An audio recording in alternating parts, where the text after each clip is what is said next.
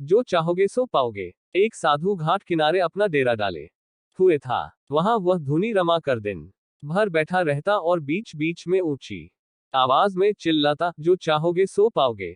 उस रास्ते से गुजरने वाले लोग उसे पागल समझते थे। वे उसकी बात सुनकर अनसुना कर देते और जो सुनते वे उस पर हंसते थे।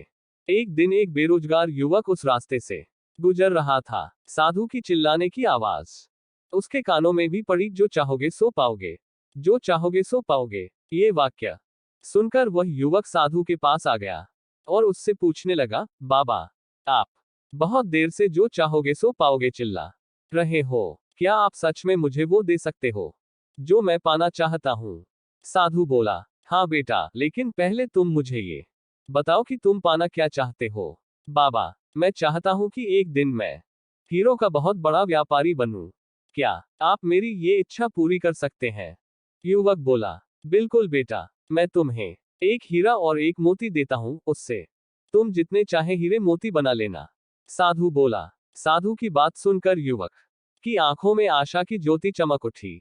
फिर साधु ने उसे अपनी दोनों हथेलियां आगे बढ़ाने को कहा। युवक ने अपनी हथेलियां साधु के सामने कर दी।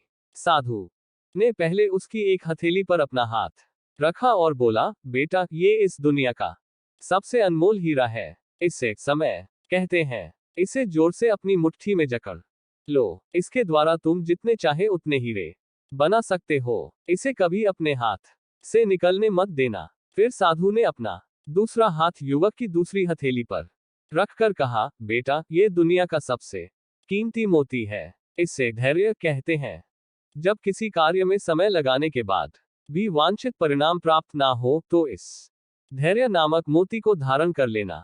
यदि यह मोती तुम्हारे पास है तो तुम दुनिया में जो चाहो वो हासिल कर सकते हो। युवक ने ध्यान से साधु की बात सुनी और उन्हें धन्यवाद कर वहां से चल पड़ा। उसे सफलता प्राप्ति के 2 गुरु मंत्र मिल गए थे। उसने निश्चय किया कि वह कभी अपना समय व्यर्थ नहीं गंवाएगा और सदा धैर्य से काम लेगा।